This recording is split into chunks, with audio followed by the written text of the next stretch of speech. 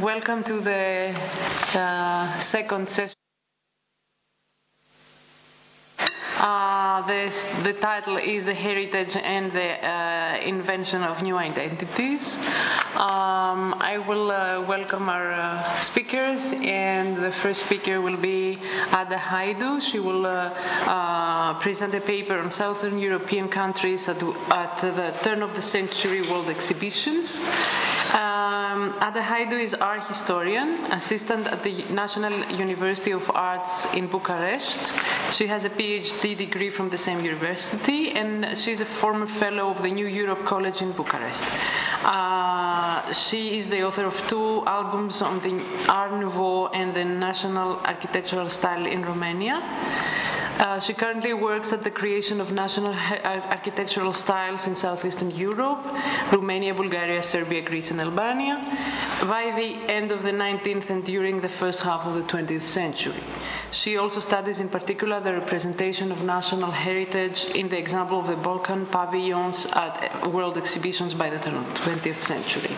So, thank you very much. I give you the floor. Thank you very much.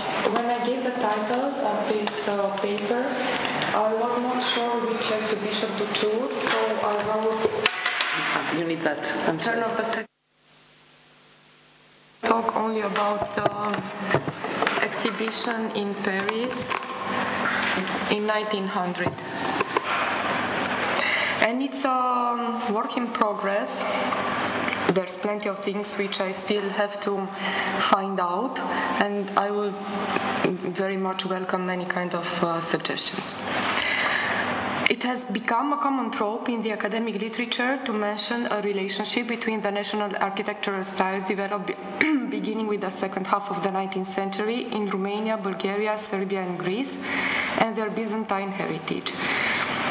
But even if some of the architects working in all these countries share a common view of themselves as the inheritors of Byzantine architecture or the continuators of it through the national styles they create, there are important nuances in what they understand when referring to Byzantine architecture and its appropriateness as a source for their own projects.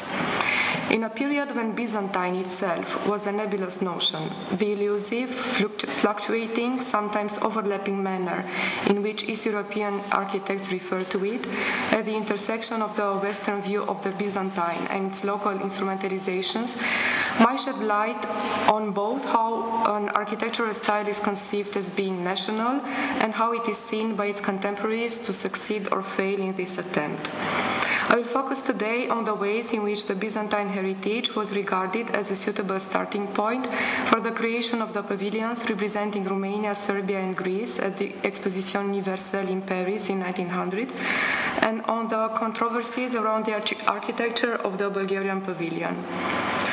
The pavilions of the foreign countries present at the Universal Exhibition in Paris were displayed on 2 rows bordering a street named Rue des Nations.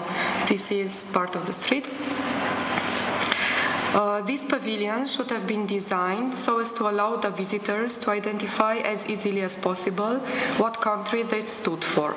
In order to achieve this goal, all the architects, be they French or local, turned toward what they, or the organizers, conceived as the most representative local heritage. Some architects recreated particular famous buildings, like the Pavilion of Italy and partially the one of Romania. Others started from a local vernacular style, like the pavilions of Bosnia and Finland, while others used as reference a historical architectural style which was believed to express the specificity of the nation. The Romanian pavilion was designed by Jean-Camille Fromichet, French architect famous mostly for his Palais des Beaux-Arts and the Palais des Arts Libéraux for the Universal Exhibition in Paris in 1889. Initially, Fromichet intended to use as a source of inspiration the vernacular architecture of Wallachia, which he encountered during his documentation trip in Romania in 1898. But as the General Commissioner of the Romanian section, Dimitrie Olănescu, decided that the country would present itself as more modern, urban, and industrialized, the architecture of the pavilion could not have involved rural references. Therefore, Formiget turned toward what was by the time praised as the most accomplished example of Balakian medieval architecture, the church of the monastery of Curtea de Argeș. Curtea de Argeș. This was not an original solution. In fact, the pavilion for Romania's first participation in a World Fair in Paris in 1867, designed by the French architect Ambroise Baudry, had the same main model. For the Romanian emerging architectural historiography, the Church of the Monastery of Curtea de Argeș was praised as an original synthesis of Byzantine architecture with local, specifically Wallachian features. It represented the glory of a medieval principality which was seen as continuing the imperial tradition of the Byzantium after its fall, if not politically, at least culturally, and as protecting the Orthodox nations under the Ottoman yoke. Its rich decoration demonstrated the magnificence of the Wallachian princes and the genius of a local architect, the famous Master Manole. But for the French commentators, it was something else. In 1867, both the pavilion and its model, the church of the Curtea de Argeș monastery, were perceived as just a combination of Byzantine and Russian or Oriental borrowings, having nothing original. As such, the pavilion was in fact very characteristic for Romania, which had nothing original as a country either, being itself an unconvincing mixture, because the Romanians spoke a Latin language, and yet they were Greek Orthodox. I quote, "What Romania misses is the fact that it does not exist by itself. It doesn't shine. It just receives light from all parts, from the north as well as from the south, from the Levant as well as from the west. If Athens is a sun, Romania is just a moon. Likewise," I quote again, "its architecture is no more Byzantium and not yet Moscow." The most important difference between the pavilion in 1867 and the one in 900 was the fact that Formiget took his inspiration not only from the Wallachian medieval monuments, but also from the Church of the Trei Ierarhi in Moldova, the other principality which formed modern Romania. Using models from both principalities, Formiget's pavilion was thus more national than Baudry's. As the medieval architecture in both principalities was considered an original synthesis of Byzantine tradition with local characteristics, Formiget's pavilion was intended to be a superior synthesis that was the best of Wallachia and Moldova, just as modern Romania itself was. And yet, for the French press, it was almost always an occasion to emphasize again the role France was playing in civilizing Romania. The Church of the Monastery of Curtea de Argeș had just been restored by the French architect and restorer Le Comte de Nuit, and the official publication connected to the exhibition seemed many times to take the description of Romanian pavilion only as a pretext to develop on the remarkable restoration performed to its model by a French architect. The plans for the Serbian pavilion were designed by Milan Kapetanovic and modified by a French architect, Ambroise Baudry. The academic studies which mention this pavilion emphasize the fact that it has 5 domes and trace its possible models among the medieval churches with 5 domes. The Church of Holy Apostles in Constantinople, destroyed in the 15th century, which was the imperial necropolis. The Church of the Holy Archangels in Prizren, the burial place of Ștefan Dușan, destroyed in the 17th century, or the Gračanica monastery. Whatever the model could have been, it is clear that the organizers intended to present modern Serbia as the legitimate inheritor of all the territories Ștefan Dușan once ruled. The Neo-Byzantine style, called Hanseatica, after the name of its inventor and disseminator, Teofil von Hansen, was already largely used in Serbia by 1900 and instrumentalized as national, even if it rarely had as model specific medieval monuments from the territory of Serbia. so that the Byzantine architectural idiom was already generally recognized as a national Serbian style, both in Serbia and abroad, as the French press suggests, with one notable exception when the pavilion is described as having Muslim bells. The Serbian pavilion is seen as adequately representing Serbia through its Byzantine heritage. A similar connection between irredentist ideas and the use and interpretation of the Byzantine past is frequently made in the case of Greece also. In general, the entrance of the Byzantine heritage in the attention of Greek intellectuals and of the architects working in Greece is related to the development of the megali idea. This conjunction is very plausible in a number of occasions, but I wonder if this is also the case for the Greek pavilion at the Universal Exhibition in 1900. The pavilion was built by the French architect Louis Magne on a metal framework so as to be dismantled and transported to Athens after the end of the exhibition, when it was supposed to function as an art museum. It was indeed brought to Athens, but it is used as a church. For the organizers of the Greek section, its Byzantine style could have been adequate because it triggered association with the megali idea. There are even suggestions from the period press that the Greek organizers wanted a Byzantine style in order to compete with Romania and Serbia, who had, I quote, the great courage to make their pavilions in the same style. But the pavilion is rather small in comparison with the Serbian one. And most of the contemporary commentators identify as sources for its design not Saint Sophia or other famous Byzantine church, but the small medieval churches still existent in Athens. When these small Athenian churches are named, they are a pretext for emphasizing the fact that during the Byzantine times there have been 300 churches in Athens, of which only 6 survived the Ottoman rule. And most of the times, the authors name St. George, the former cathedral, St. Theodore, Kapnikaria, which you have here, and St. Nicodemus. These small churches are considered rather unimportant at the time because they do not have a valuable architecture. They are all built after the 11th century, when the pure Byzantine style was considered to be contaminated by Venetian influences. But they begin to be valuable as survivors of harsh times which have now finally ended, and as witnesses of the resistance of the Greek spirit under the most unfortunate conditions. Manian knew well these churches because he spent 2 years in Greece, being involved in the restoration of the Parthenon. He was also familiar with Byzantine churches outside of Athens, as he signs together with Eugène Trump a report concerning the restoration of the mosaics of Phosios Lucas. It seems more plausible that for Magne, these small Byzantine churches was less an example of grand Byzantine design, but more connected with a growing interest in vernacular architecture, and that they were rather an example of spontaneous folk architecture generating itself naturally, organically, directly related to the people who use it and with the geography and the climate where it appears.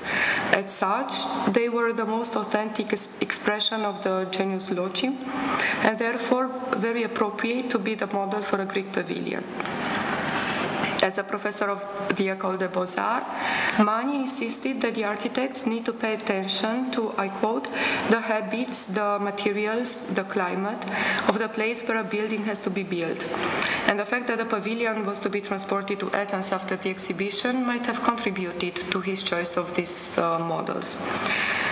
Magne rarely mentions this pavilion in his writings, but when he has to write in the Gazette des Beaux-Arts about the exhibition, he quotes his friend, Anatole France, who praises exactly its adequacy to the geography of Greece.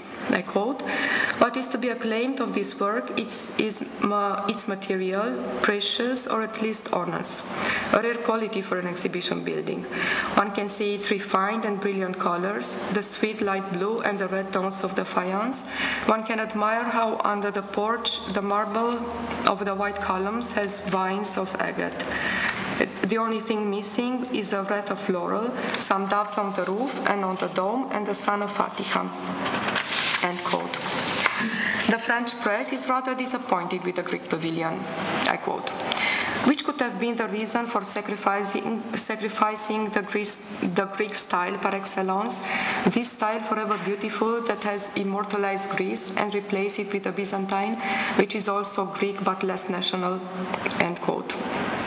Asks historically a fellow architect in the journal L'Architecture. Almost all texts describing the exhibition mention or suggest that the visitors were expecting to be reminded of Pericles' epoch and not of the Byzantine, sometimes arguing that so many Byzantine presences on Rue des Nations made it difficult to understand which pavilion stood for which country. In fact, if you look through guides of the exhibitions and other texts connected to the exhibition, the authors mix up the pavilions between these countries. In the second row of the Quai d'Orsay, between Romania and Finland, one could find the Bulgarian pavilion. As with all the other nations represented by a pavilion on Rue des Nations, the architecture of the Bulgarian pavilion should have had a point of departure, some local heritage. This local heritage should have been specifically Bulgarian. It could have been a shared heritage like the Byzantine one, but it should have had enough local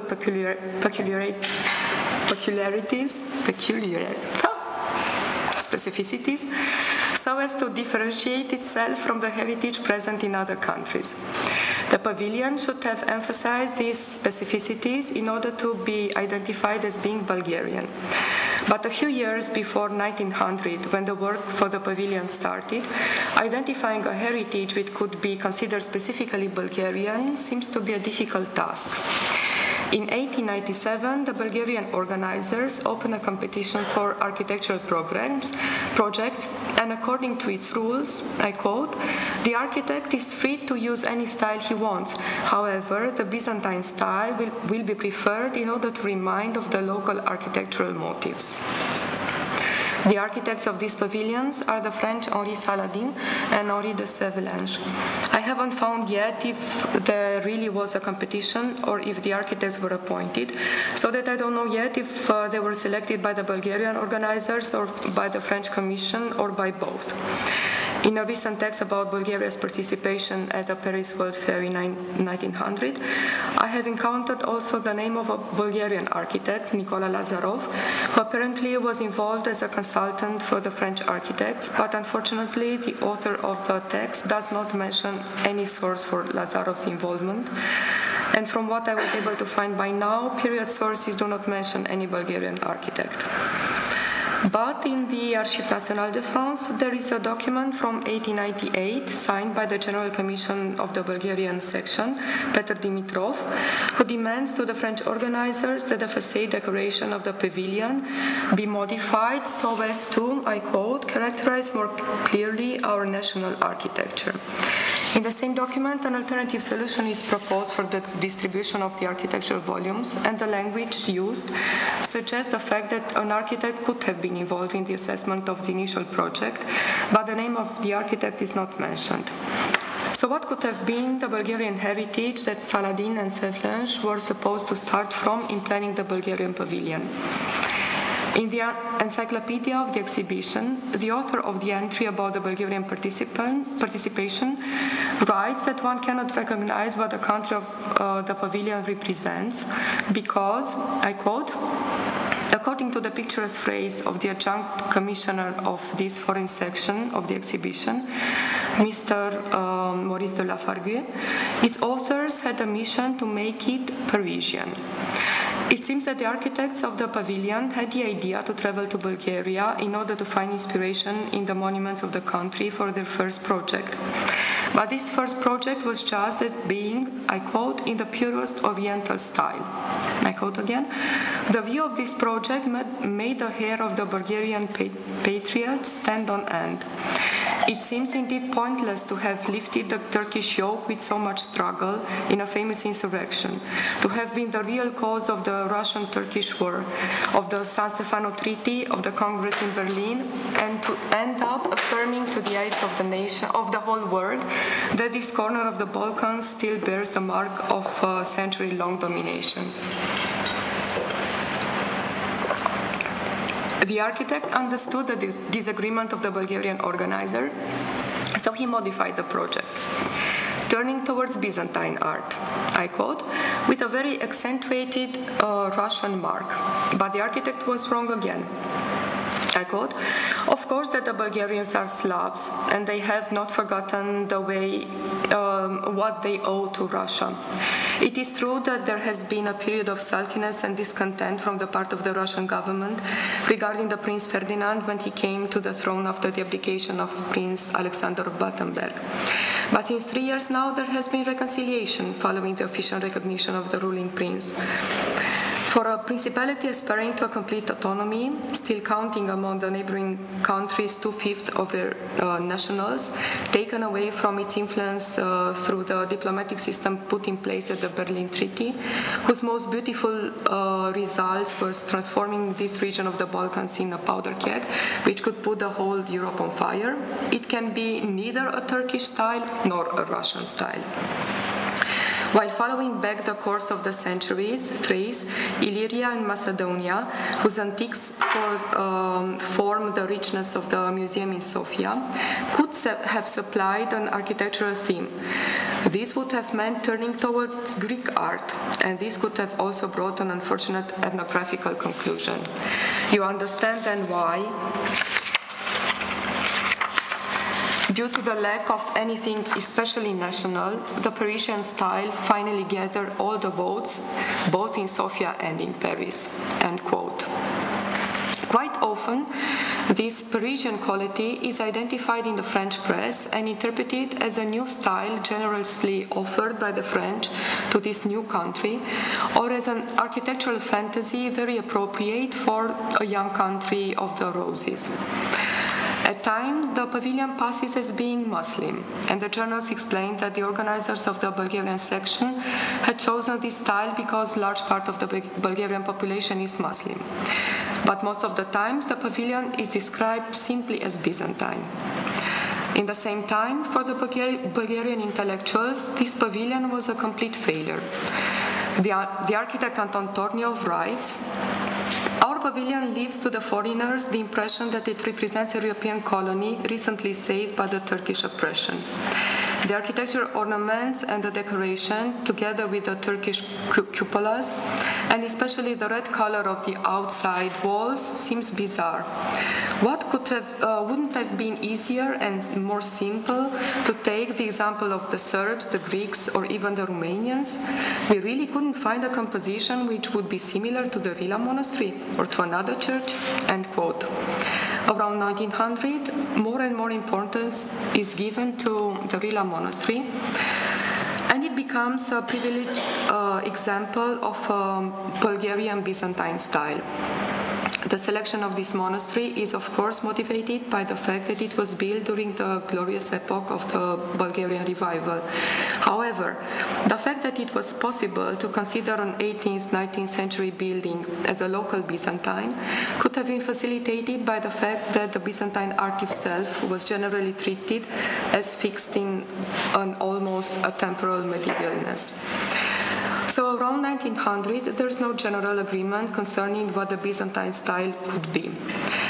Which were these style characteristics? What made the medieval church to be considered Byzantine, for example, was something still to be decided upon. Also, it was not clear if this style should be regarded as an Oriental or a European one. In any case, the invention of the Byzantine architecture is closely connected to, influencing and being influenced by the creation of various Neo-Byzantine styles. Both the scholarly interest in Byzantine monuments and their adequacy for the creation of a new style, be it national or not, have different meanings depending on the context. Thank you.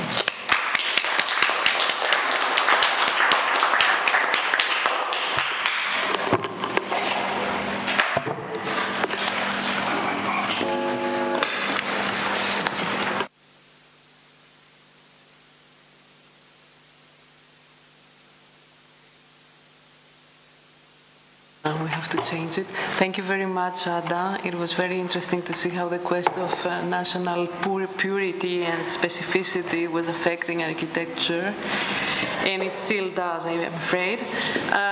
So I give the floor now to Dimitris Antoniou. He will speak about the unthinkable histories, the Church of the Saviour, and the making of the fantasy in Greece. Dimitris Antoniou is currently postdoctoral fellow at the Center for Hellenic Studies of the University of Princeton. He had studied Orthodox theology at the University of Athens and Oriental Studies and Anthropology. He has a PhD from the University of Oxford. His research combines modern Greek studies, anthropology, and architectural history, and focuses on unrealized government initiatives, the imaginary built environment, and the role of fantasy in politics. He has recently completed an ethnographic study of the unbuilt mosque in the suburbs of Athens. He is currently collaborating with architects, historians, and artists on research that explores the Tama του Ethnos, the nation's vow, a church for that the Greek military regime of 1967 attempted to construct in fulfillment of a 19th century vow. So I give you the floor. Thank you very much. This is extremely interesting. Thank you very much, Tina, and thank you, Professor Morgan, and thank you, Professor Kurukli, for your kind invitation. My research on the nation's vow to Tama years before I realized it. If I recall correctly, it was in early January 2007, and during a discussion with Dr. K, that this phantasmatic church suddenly emerged from the past as an unsettling side of fantasy on which I soon became transfixed. Dr. K was a medical doctor, an old calendarist, and a man of rare determination who had built at his own expense a small chapel dedicated to the Savior on the top of a hill where the government was planning to construct an Islamic cultural center. An only temporary fulfillment of the vow, as he would say time and again. It was then that I first heard of the Tama του Ethnos, our nation's architectural obligations, and the daunting possibility that Greeks would suffer grave consequences for being disrespectful to the past and for failing to honor the promises of their forefathers. The following day, I discussed the issue with my father, who informed me over lunch of Colonel Papadopoulos' intention to construct a church on Turkovounia Hill in Athens, without, however, being able to provide any additional information. And for my part, I guess I just stopped worrying about unfulfilled government initiatives right at that point. Yet the Tama... forget the poem. The Tama turned out to be a persistent fantasy that would keep on returning on the most unexpected of occasions. In random discussions I would have with friends over the politics of the late Archbishop Christodoulos, the activities of the capital's planning organization, and the appropriation of public property in central Athens by monasteries, real estate agents, and building associations. Some months later, I visited the editor of Partie, a legendary magazine of the Greek left, the architect Christos Papoutsakis, in an attempt to discover additional information concerning the dictatorship's handling of the project. Our meeting did not last for long. Papoutsakis, even though most polite and welcoming, did not seem particularly interested in open-ended discussions on the Eptaetia, especially with people of my sort who were perplexed about the period and ignorant of his past. And indeed, he was right in his assessment.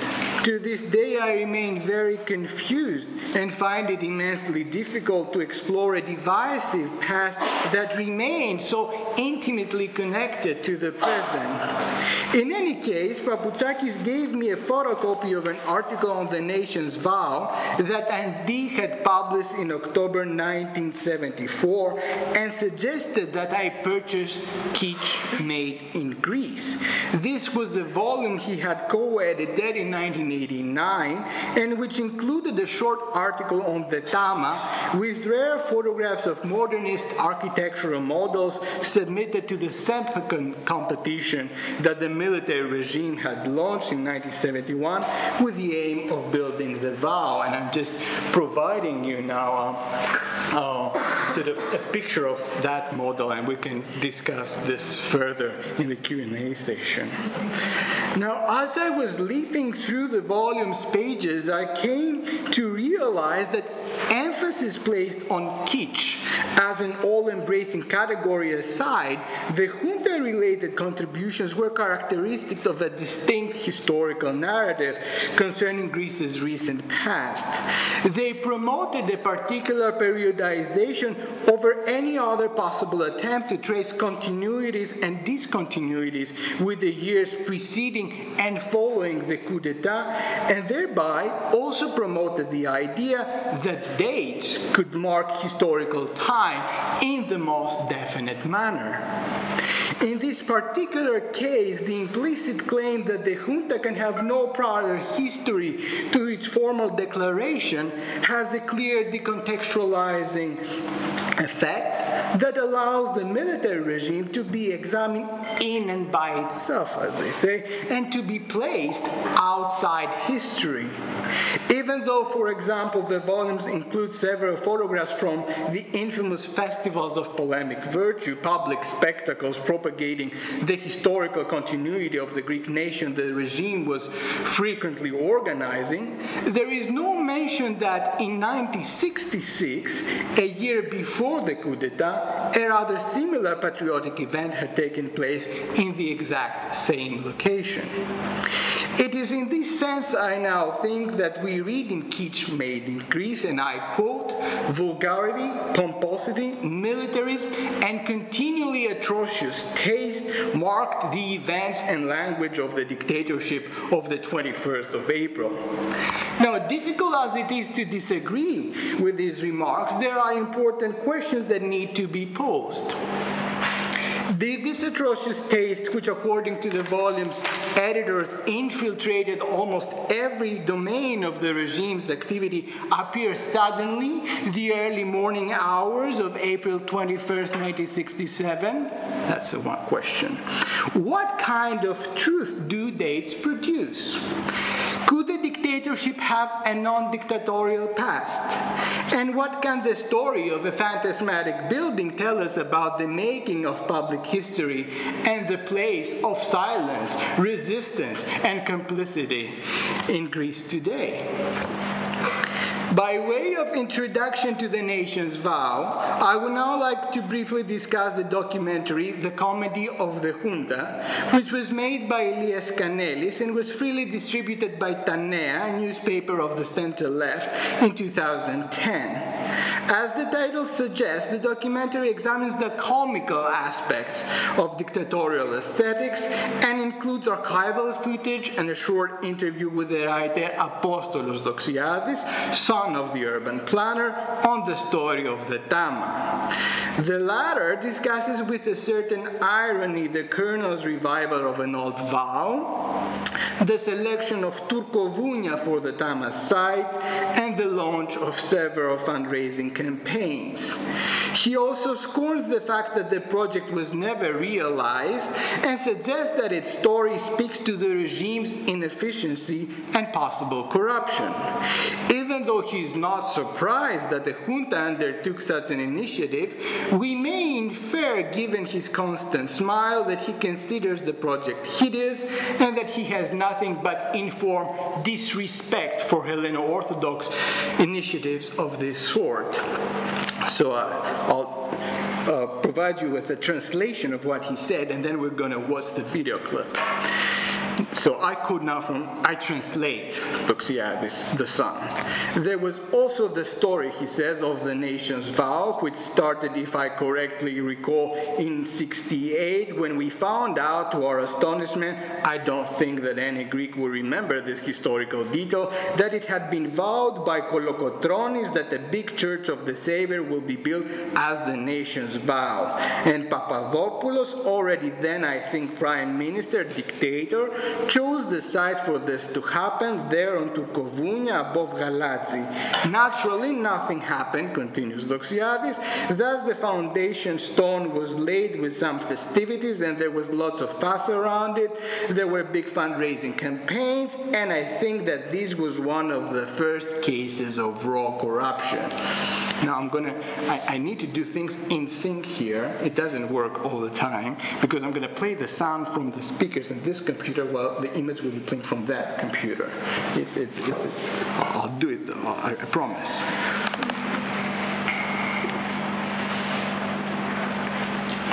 Now, let's...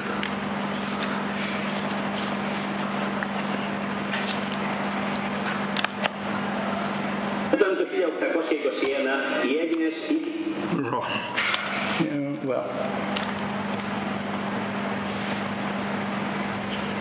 Okay, let me try something else. Give me a second. Όταν το 1821 οι Έλληνες ήλπιζαν τον μεγαλειώδη αγώνα των για να αναστήσουν το ελληνικό κράτος, δεν ευασίζονται μόνο στις δυνάμεις των, ευασίζονται και στην βοήθεια του Θεού.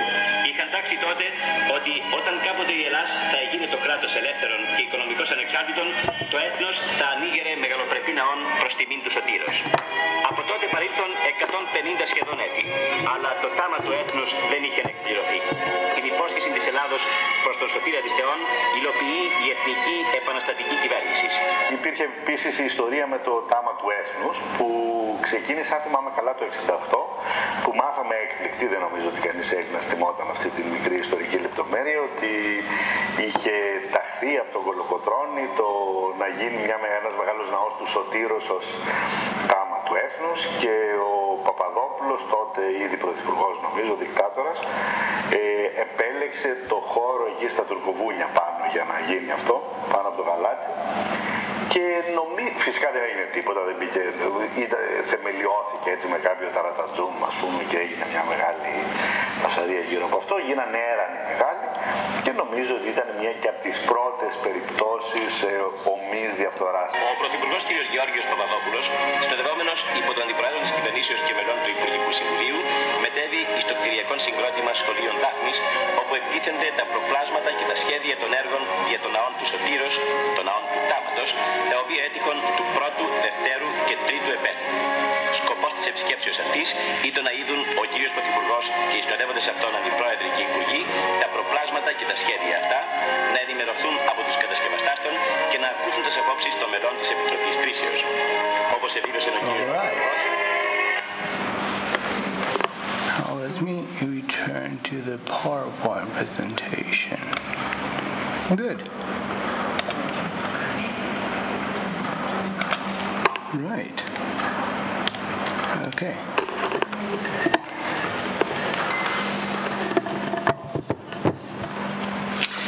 It is perhaps beyond Doxiadis' imagination that there is much more to the story of the Church of the Savior.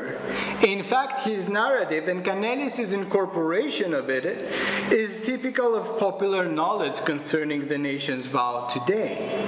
The Tama tu Ethnos indeed predates the 20th century, but in contrast to what Doxiadis says, it was not only the revolutionary hero Theodoros Kolokotronis who envisioned it and believed in the architectural reciprocation for divine intervention.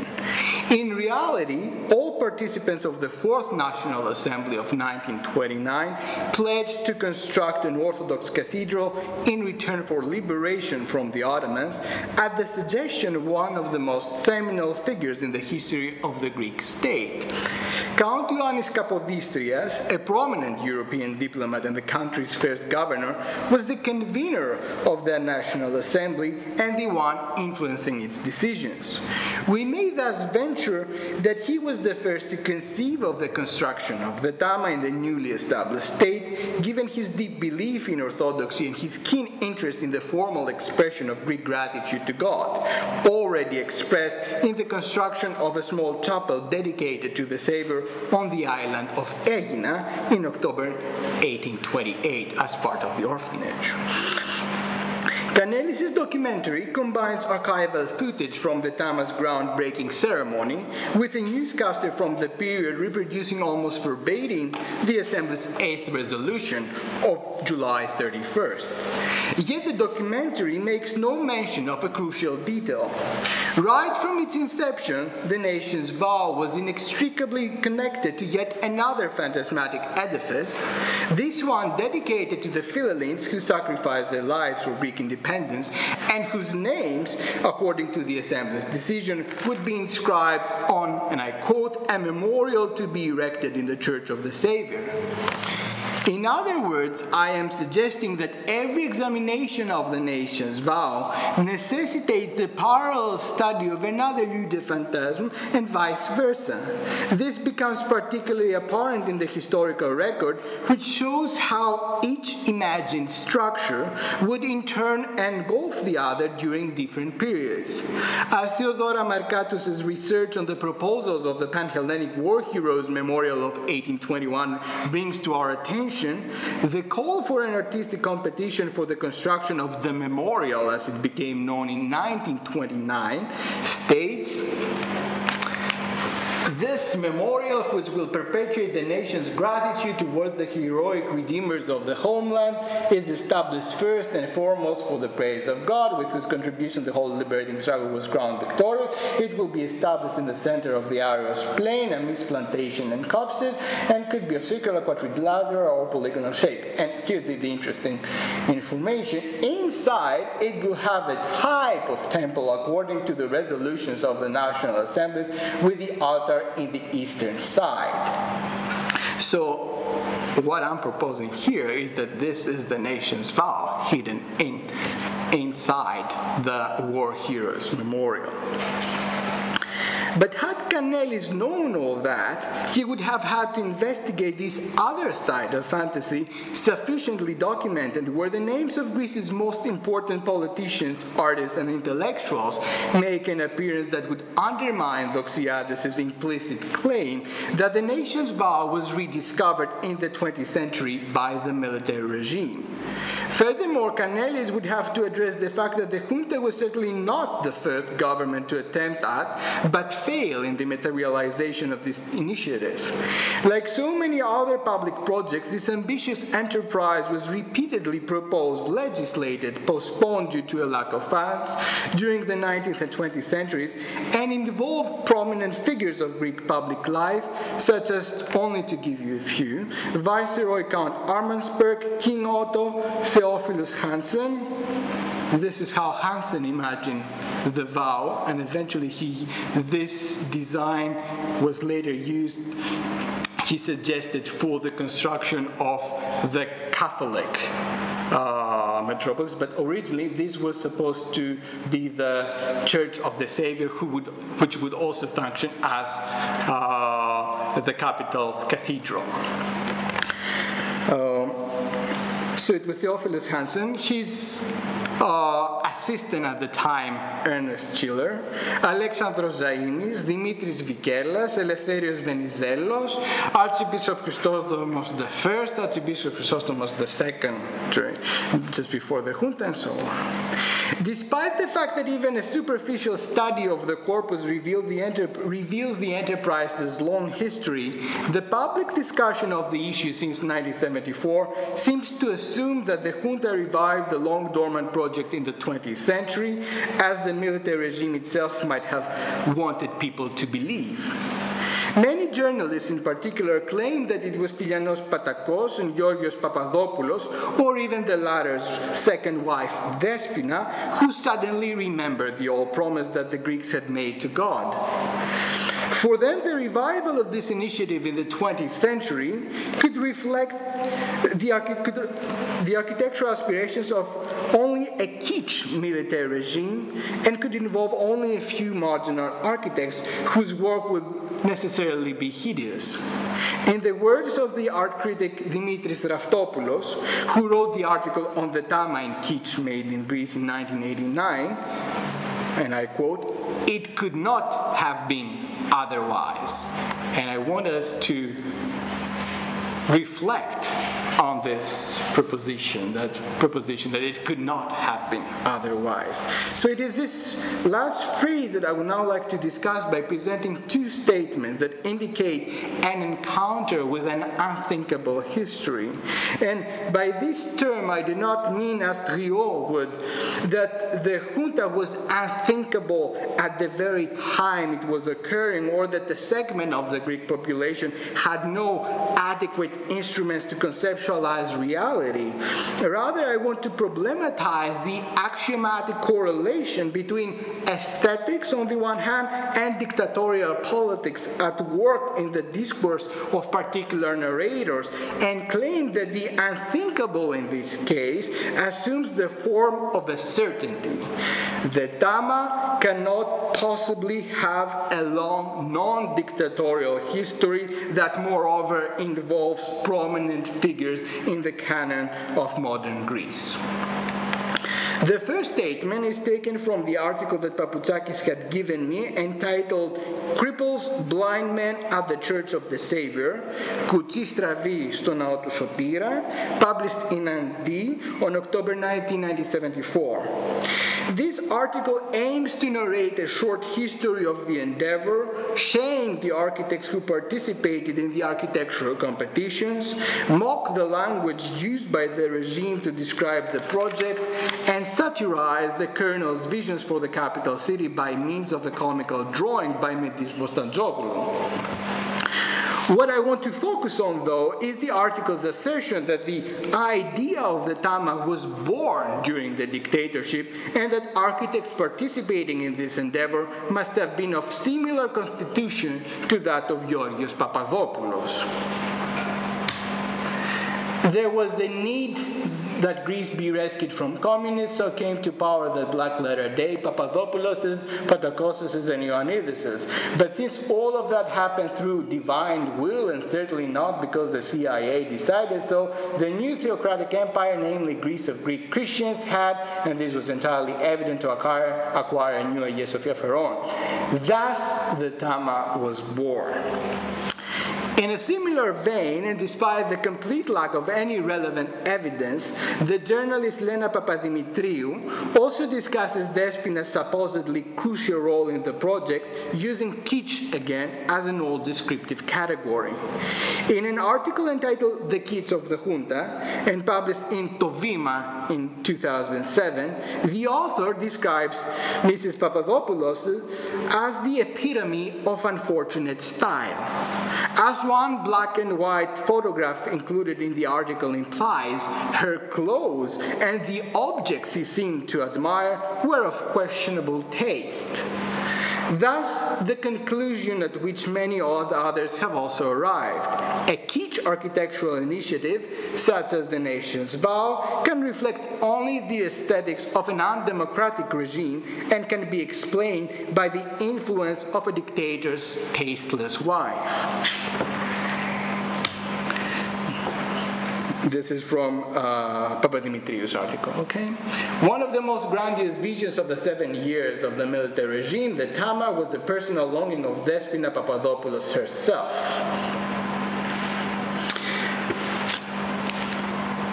In charge of the whole effort, which lasted for 3 particularly costly years, was Patakos. The junta wanted to build the largest Orthodox church in the world, a new type of Hagia Sophia that would overshadow everything, the architect Thanasis Moutsopoulos tells us today. For this reason, it launched perhaps the biggest architectural competition that has ever taken place in Greece, informs the article's author, Thanasis Moutsopoulos, who is the son of Nikos Moutsopoulos, chapter you referred to this morning. Yet, in contrast to these claims regarding a few marginal architects, a few little Papadopouloses, participating in the architectural competition, Thanasis Moutsopoulos concludes in a rather open-ended and provocative manner. Many renowned Greek architects, he says, also participated in the project. Now, who could they be? In the years that followed my meeting with Dr. K, and while I was still pursuing a doctoral dissertation on an unrelated topic, I became increasingly determined to discuss the issue with Stylianos Patakos, out of a distinct fear that time was running against me. During my first meeting with the elderly dictator, whose Russian assistant insisted that I call Strategos, a general, I inquired into the story of the Tama and asked him to elaborate on the regime's visions for the capital city. It did not take me long to realize that had the nation's vow been built, Athens would have been radically different, since the junta was planning to construct an avenue of the vow, μια λεωφόρος του τάματος, that would start from the monument to the unknown soldier in Syntagma Square, continue through Lycabettus Hill, and terminate on the top of Turkovounia in front of the Church of the Savior. Patakos repeatedly suggested that I visit the site that the regime had designated for the vow's construction so that I could grasp myself their vision and realize the centrality of the location and the breathtaking, almost 360-degree view that the devout visitors would have had of the capital city.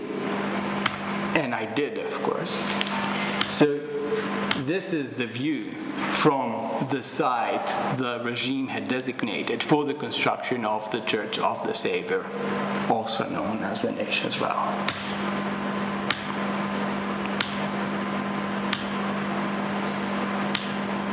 Okay. For my interlocutor, the building of the vow, which according to his descriptions would have featured a 30-meter dome crowned with a flashing neon metal cross that would be visible from many Aegean islands, would have signified the country's new glories, the dictatorship's capacity to rebrand the urban space, and the successful merger of nationalism, the classical past, and Orthodox religion.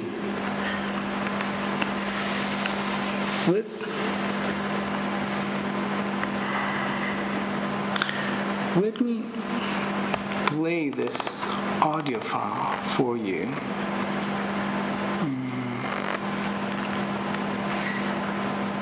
In which Papadopoulos describes the colonel's vision.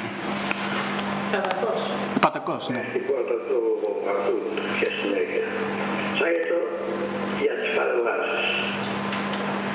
Η λεωφόρος λοιπόν θα περνούσε κάτω από το Λυκαβητό και θα συνέχιζε μέχρι τα... Από πού θα ξεκινούσε... Από το μνημείο του γνώσου στρατιώτου. Μάλιστα. Θα πέραγε κάτω από το Υπουργείο Εξωτερικών. Μάλιστα. Κάτω από το Λυκαβητό και θα έφτανε, επαναλαμβάνω, θα πέραγε μπροστά από την πόρτα του ναού, του τάματος. Μάλιστα. While I was looking at the many books that he had authored and was selling for 20 euros each, Patakos responded to the allegations of corruption, claiming that in the trials that followed the restoration of democracy, Aristidis Kilitsis, then mayor of Piraeus and president of the Fund for the Construction of the Vow, was declared innocent of all charges. And this is something I haven't been in a position to verify. He also revealed that it was Hieronymus Kotsonis, professor of theology and Archbishop of Athens, who initiated the project during the dictatorship and had repeatedly suggested that Konstantinos Doxiadis is commissioned the project. This was certainly not the first time that I had come across the name of the great architect and urban planner in connection with this research. A year before the meeting with Patakos, I had met with a renowned professor of design methodology who had remarked that the issue in which I was interested was taboo for architects, and went on to advise me in a rather tactful manner, I must admit, that I should perhaps consult the Konstantinos Doxiadis archive. As he said, there was a side of the great urban planner that is seldom acknowledged. Doxiadis, he said, was super modern and super traditional at the same time. Following this suggestion, I visited the archive only to be met with reserved suspicion on the part of the archivist. The elegant middle-aged woman with the soft voice and the almost threatening politeness inquired in great detail about my research without at any point revealing information about the availability of materials. It was only after some time had passed and I had explicitly made mention of my academic credentials, promised to write a project description, and send a formal request to the foundation of EMA and Konstantinos Doxiadis for permission to use the archive, and had assured her that I very much valued the late urban planner's work, that she disappeared behind the bookshelves. Minutes later, she returned with 2 large boxes full of newspaper clippings, correspondence with the military regime, plans, drawings, magazines, and photographs of models, material the late Doxiadis had produced diligently over a period of 9 years and archived with utmost care. "You understand my concern," said the archivist, and told me that I should make no photocopies of any drawings or plans. "Such is the topic," she would say. It would not take long for us to fall into a long discussion concerning the making of history and the place of resistance and complicity in today's Greece. "I guess," I said, "my research touches on a philosophical issue, if you will," and went on to pose a series of questions. How do we consider the activities of professionals in time of a non-democratic rule? Should we expect architects and urban planners to stop working as a gesture of resistance? Why is it still difficult to accept that the junta perhaps established some infrastructure and at the same time acknowledge the reality of torture in which the regime engaged? "That is indeed the case," she said, and went back to her desk while I started going through the material. It did not take me much time to realize that Doxiadis had developed an obsession with the vow's fulfillment. As he himself mentions, this issue never left my mind. Even though I had to travel frequently and visit my sick clients in many parts of the world, yet when I would enter the airplane, the issue would keep on coming to my mind, and it puzzled me, and I puzzled over it. Doxiadis had also made photocopies of newspaper articles on Orthodox Christianity and produced numerous minimalist drawings of the Church of the Savior on A4 paper. "This you may want to photocopy," said the archivist suddenly, and showed me a photograph of the church that Doxiadis' office had built in Aksum, Ethiopia. "It is very reminiscent of the Tama," she continued, "and as you can see, it is included in the volume we published on the occasion of the big Doxiadis exhibition here at the museum." "So is there a direct reference to the nation's vow in that book?" I asked, in the hope that some of Doxiadis' plans for the Tama might have been already published. "Όχι, δυστυχώς. No, she said, unfortunately, and went back to her desk. On a second visit to the archive, the polite woman who might have felt awkward for obstructing my research allowed me to make photocopies of all the press clippings and to make notes by hand. Over time, I was able to copy most of Doxiadis' written material, including one of the 4 monographs he authored on the issue and published in his office's study series. These turn out to be a most valuable finding, since the monograph encapsulates the project's history from the 1960s up until 1973. The date of publication, summarizes Doxiadis' thoughts and aspirations for the building of the Tama, and contains topographical maps and diagrams, as well as the first digitally designed architectural plans in Greece, which I was allowed to photocopy only recently. The report is entitled The Vow, Report on the Erection of the Nation's Vow and the Creation of National Park, and is dedicated to His Beatitude, the Archbishop of Athens and of all Greece, Hieronymus. Mutual respect and adoration, after all, are features of friendship, and the two men had known each other well since the time they had been graduate students in Berlin. It was likely this bond that made Kotsonis, the palace's priest at the time, visit Doxiadis' office on February 20, 1965, 2 years before the coup d'etat, to discuss the nation's vow. The report describes Kotsonis as a man of connections, influential, capable of seeing important initiatives through to completion. As Doxiadis reveals, his interlocutor wanted the Tama to be built on top of Lycabettus Hill and to be used as the capital's new cathedral. In this way, the nation's vow would leave a Christian mark on the urban landscape and also challenge the Acropolis's preeminence, Kotsonis, like many other priests thought. He had already shared this idea with Archbishop Chrysostomos, who also believed in the necessity of the vow's fulfillment. For his part, Doxiadis believed that this was the perfect opportunity to restore Lycabettus' landscape, which had greatly suffered from mining activities. And why not make a considerable profit? In preparation for his proposal, we learn from the report he walked the hill several times in the company of Kotsonis and studied the map of Kaupert and Curtius, depicting Lycabettus in the 18th century. He decided to propose the construction of a massive tholos, a dome made of cement and stone with no columns in its interior, which would restore the winter hill to its previous shape.